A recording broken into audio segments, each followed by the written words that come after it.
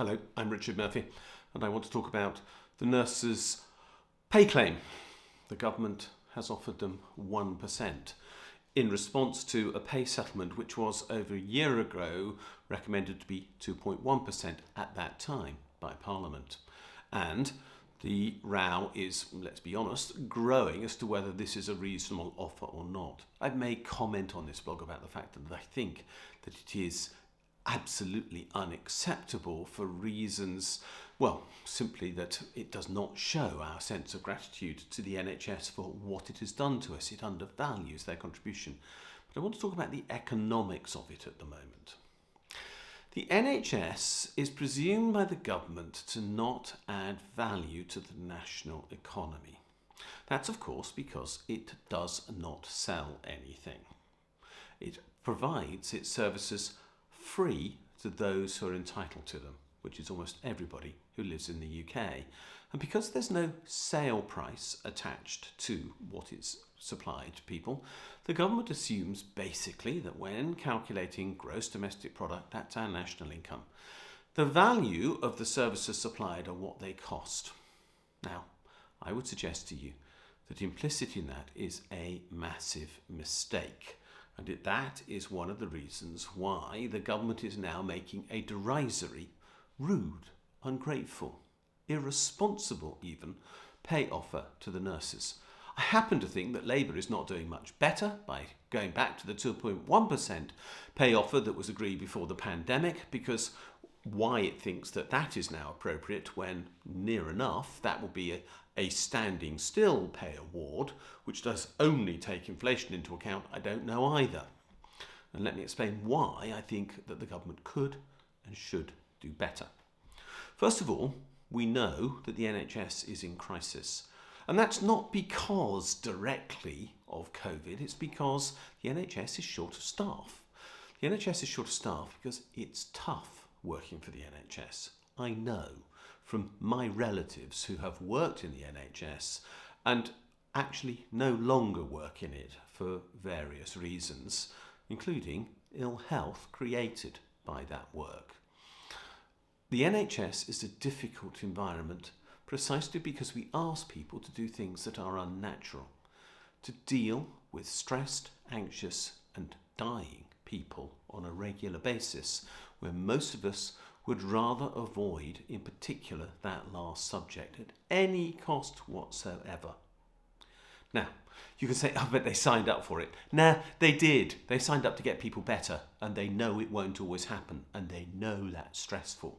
They're normal, real, warm-blooded human beings. And the NHS is, by various measures, short of up to 80,000 staff at present. The obvious reaction to that is to say more pay would help. It isn't, of course, the only reason why somebody chooses to put up with these exceptionally weird working environments that most of us, frankly, wouldn't want to go near, but it does help. But there's another reason why, in pure economic terms, we actually want to induce more people into the NHS, and we want the people who work for the NHS to feel better about themselves, and therefore be more productive, and therefore actually produce better outcomes for everyone in our society at large. And that is quite simply because the evidence from research around the world, particularly in the USA, but not only there, but I have to admit, not UK focused, is that the economic multiplier effect on health services is very high. Now let's be clear what the multiplier effect is. Broadly speaking, it measures the impact of £1 spent by the government or £1 in tax raised by the government, and it could be either, but in this case £1 spent by the government is on the economy at large. Do we create a bigger impact inside gross domestic product by that spending than is actually spent, or do we reduce GDP as a consequence of that spending? And this can be measured. Government expenditure is, by the way, in theory, part of GDP. What this is trying to measure is how big is that impact? Well, the evidence from healthcare spending is that the multiplier effect is between 2 and 4. Let's call it, and the UK TUC did this in 2018 in a report that they were publicising at the time, around 3. What that means is that for every £1 spent by the UK government on the NHS, broadly speaking, GDP goes up by a factor of £3. And why is that? I would have thought it's glaringly obvious. It is because, first of all, people in the NHS feel better about themselves and therefore they're more productive, they're more cooperative, they work harder, they work longer, they do more unpaid hours, which is a massive feature of the NHS. The goodwill is present to deliver the service even better than is done already.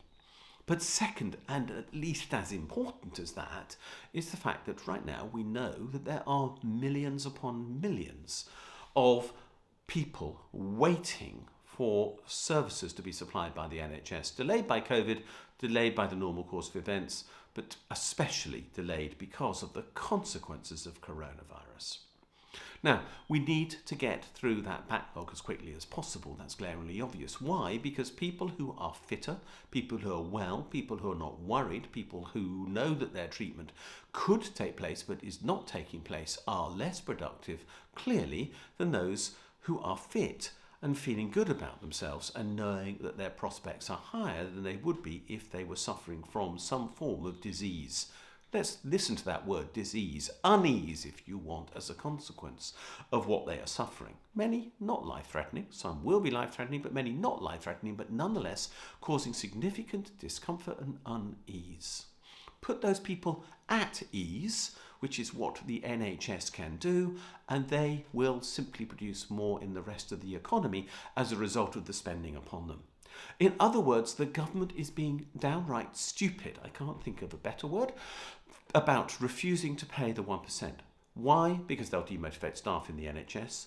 Why? Because they'll lose staff in the NHS. And why? Because that will have massive knock-on economic consequences for the rest of the country, precisely because there will be so many people who cannot have their disease put at ease and therefore feel better about themselves. This is economic folly, based upon false policy, based upon false accounting, based upon false logic, based upon a lack of gratitude, based upon a contempt for public service. I would strongly suggest that the government should be thinking about making a significant pay settlement with those in the NHS. My belief is that anything less than 5% would be derisory. And it could actually afford to do something more than that. And if we did, we'd have a much fitter, stronger, healthier, better society and a much fitter, stronger, better, healthier economy. It's glaringly obvious, and the answer is quite simply in pay people what they're worth, and the NHS is worth a great deal more than the government thinks it is, and therefore it's time to deliver to the nurses, to everybody else in the NHS as well, from the cleaners to the porters to the GPs to the consultants to the receptionists to the admin staff and everybody else who works extraordinarily to deliver the healthcare that we need. Let's get on with it, let's do it, and let's do it now. Thanks for watching. If you're interested in what I've been saying in this video, please subscribe. There is a button below the viewing screen. If you're interested in what I have to say on Twitter, I'm at Richard J. Murphy on that medium. If you want to look at my blog, that's taxresearch.org.uk, and we have a Facebook page as well, Richard J. Murphy. So one of those things will get you more information on what this video series is about, and I hope I'll see you again soon.